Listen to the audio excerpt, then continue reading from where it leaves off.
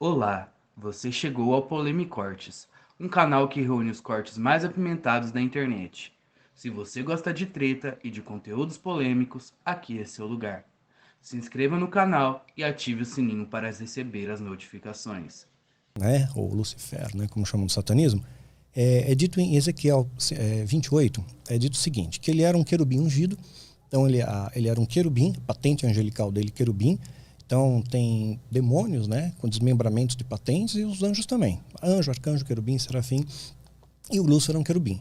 Aí a Bíblia diz que ele era um querubim ungido. Ungido significa santificado, separado. Então ele era separado para um propósito, ele tinha uma missão ali, que era um dos guardiões da glória de Deus.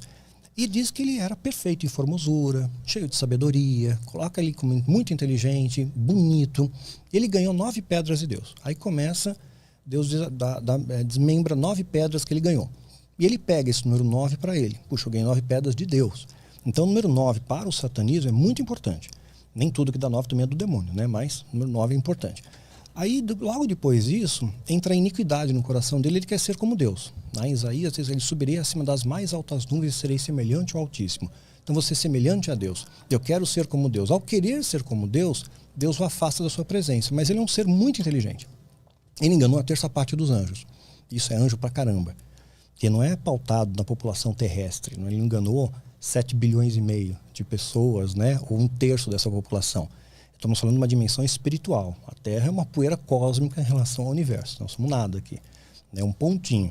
Então, bilhões, trilhões de anjos ali, ele conseguiu enganar. Então, o poder de persuasão dele é muito grande, muito forte. Aí é dito que ele foi lançado para a Terra com a terça parte. Aí o que acontece? Ele está numa dimensão, no paraíso, que é uma dimensão, no meu entender, ainda espiritual, onde Deus faz Adão e Eva, faz a sua imagem e semelhança. E aí tinha uma árvore do conhecimento do bem e do mal que o homem não podia tocar, não podia comer. E o diabo estava ali.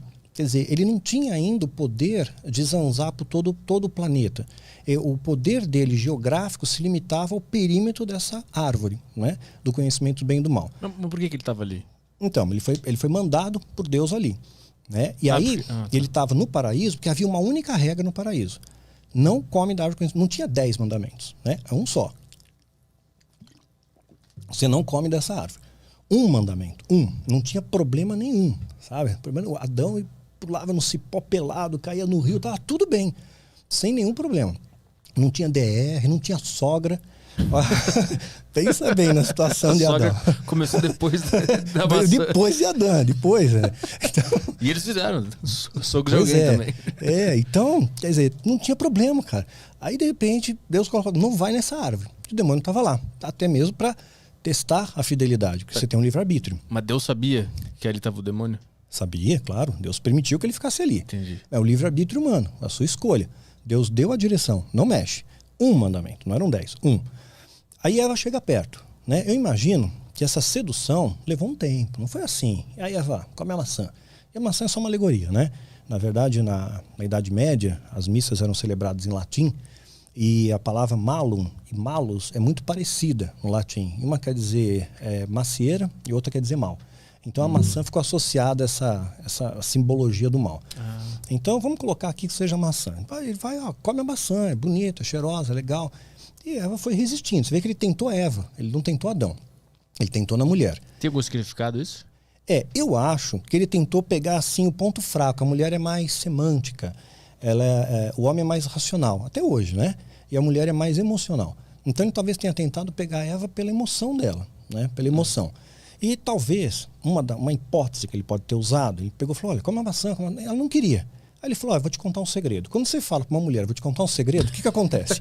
Todos os sentidos da mulher estão antenados em você naquele momento. Ou vou fazer uma surpresa, dos dois. Acabou, ela não tem mais espaço, tempo, mais nada. Só existe você naquele momento para contar o segredo. E Lúcifer deve ter dito para a mulher, olha, vou te contar uma coisa, maçã emagrece. Ela comeu o pé inteiro, né, para emagrecer. Então, comeu, tentou, ela passa para Adão, os dois pecaram.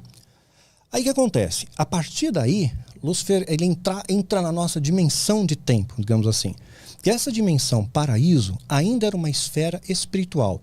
Os judeus acreditam que existem 7 céus, né? Então Lúcifer foi expulso da presença de Deus não estava mais no mesmo patamar de céu que estava Deus, e foi expulsou para a terra. Então eles estavam aqui na terra, mas de uma dimensão ainda não terrena. Por exemplo, tua sombra está aqui, né? E você. Então vocês dois estão no mesmo espaço, mas em dimensões diferentes. A sombra não tem 3 dimensões, né? E você tem. Então as dimensões estão aqui, mas no mesmo espaço, mas em dimensões diferentes, patamares diferentes. Tá claro? Tem? Aí o que acontece?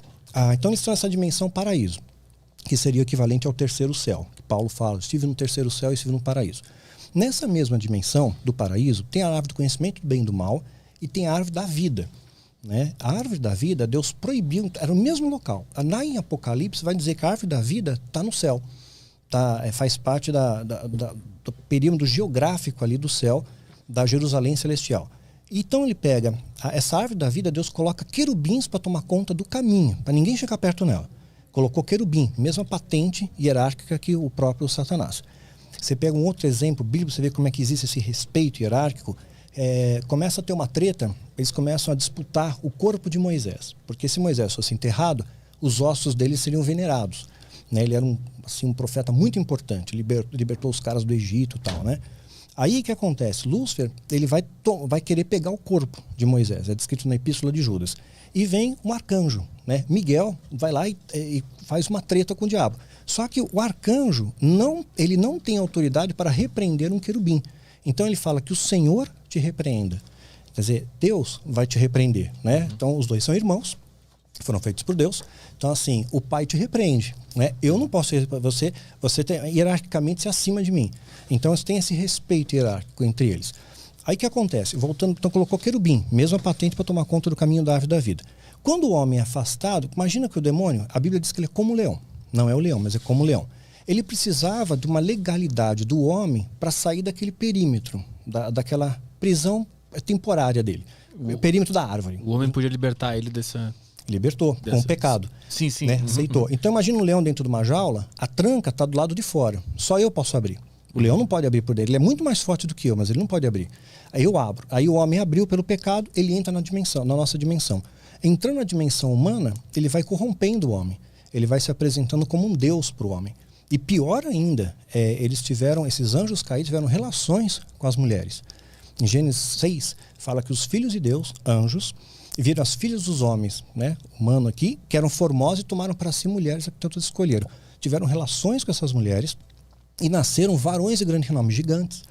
E a arqueologia comprova que os gigantes existiram, né, e comprova historicamente também pela Bíblia.